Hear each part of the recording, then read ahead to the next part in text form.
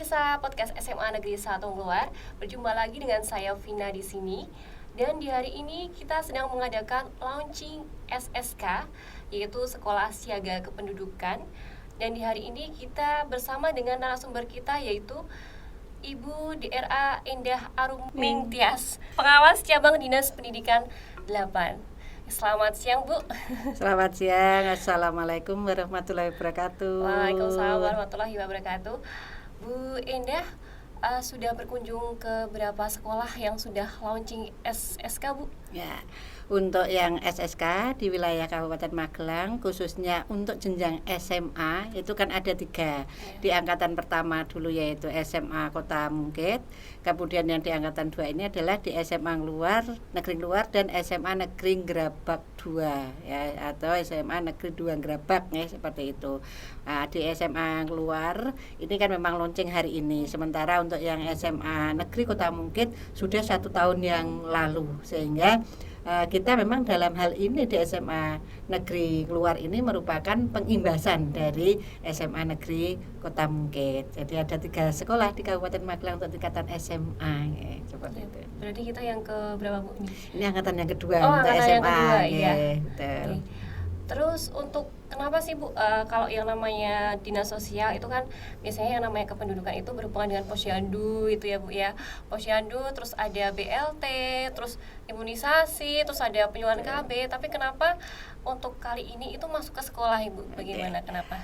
Perlu diketahui ya teman-teman bahwa di SSK ini mengapa masuk ke sekolah atau program kependudukan ini masuk ke sekolah. Yang pertama kita ada membahas bahwa SSK ini merupakan program dari BKKBN yang teknis penyelenggaraannya melalui Dinas Sosial atau Dinas BKKP tadi PPA tadi, ya, seperti itu. Bahwa ini program ini bukan hanya terkait dengan jumlah penduduk saja, tetapi ini akan sangat kompleks, ya, karena dengan SSK ini kependudukan yang siaga kependudukan yang masuk di program sekolah ini, selain berbicara tentang kependudukan, pasti ini akan sangat berdampak terhadap ekonomi, berdampak terhadap kesehatan, berdampak terhadap kekerasan yang ada di dalam atau istilah sosial di kemasyarakatan, kriminal dan sebagainya.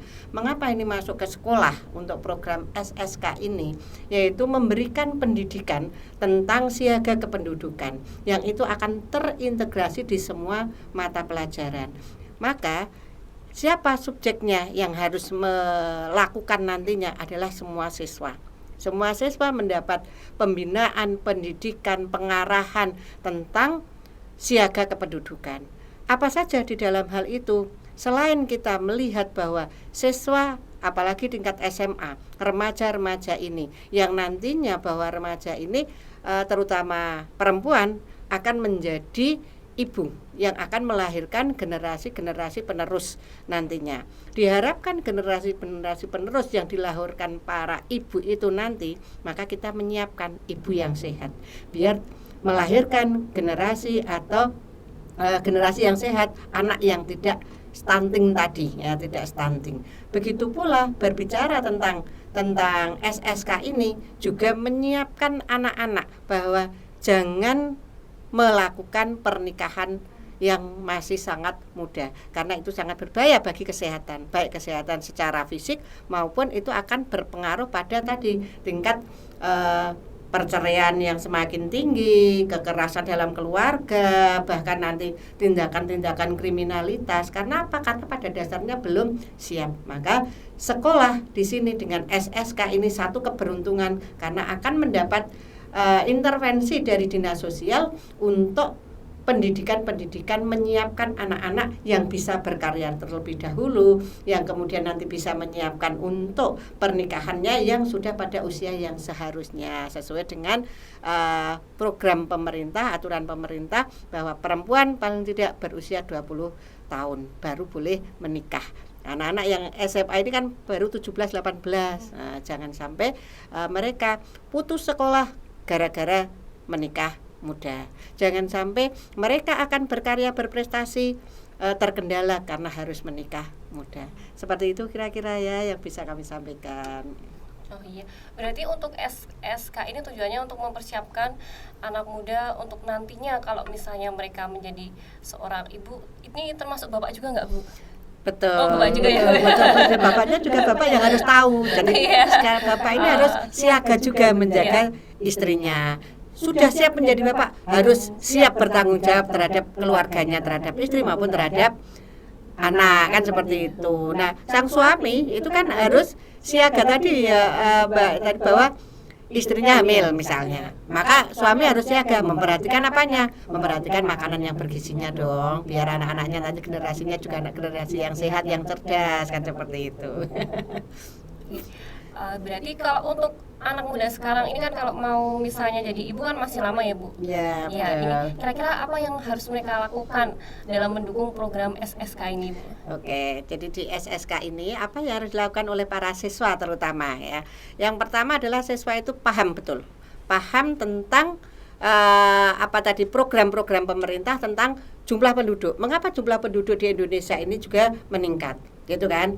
Peningkatan tadi bahwa ketika kita berkeluarga katanya 2 anak cukup, 2 anak lebih berkualitas, gitu ya, seperti itu. Meskipun ada dari agama disebutkan bahwa anak akan membawa rezeki sendiri-sendiri, tetapi itu kan harus dipersiapkan oleh keluarga.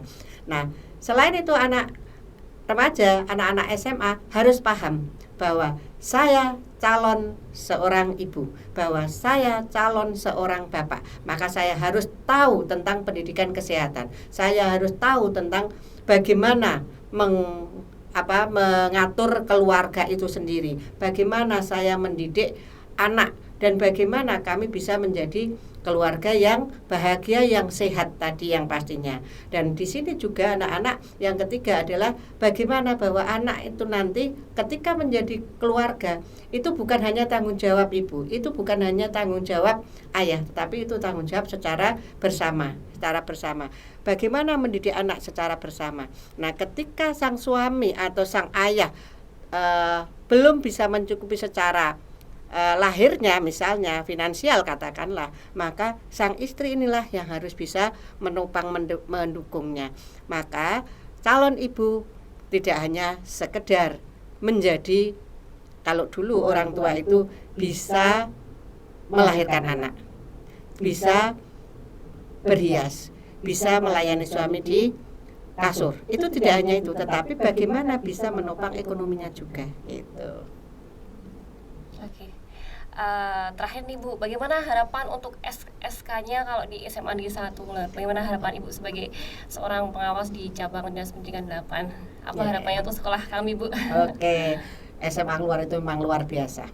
Sudah sebagai sekolah penggerak dan guru-gurunya yang luar biasa, kepala sekolahnya selalu memotivasi teman-teman gurunya. Nah, di program SSK ini kami sangat berharap tidak hanya pada akhir, yaitu pada punya slogan, yaitu kami sekolah SSK yang nanti menjadi juara nasional. Tidak hanya itu, tetapi pengintegrasian di sekolah itu dan menghasilkan anak-anak yang betul-betul mempersiapkan diri dalam arti siaga kependudukannya tadi, dalam keterkaitannya dengan nanti berdampak pada kesehatan, berdampak pada ekonomi, berdampak pada secara keseluruhan di masyarakat itu, memberi virus-virus yang baik kepada lingkungannya, kepada masyarakatnya, terutama bisa menjaga pada diri sendirinya. Dan itu saya yakin Bapak Ibu guru di SMA Negeri Luar ini akan selalu membimbing, mendampingi, dan akan menghasilkan anak-anak yang memiliki karakter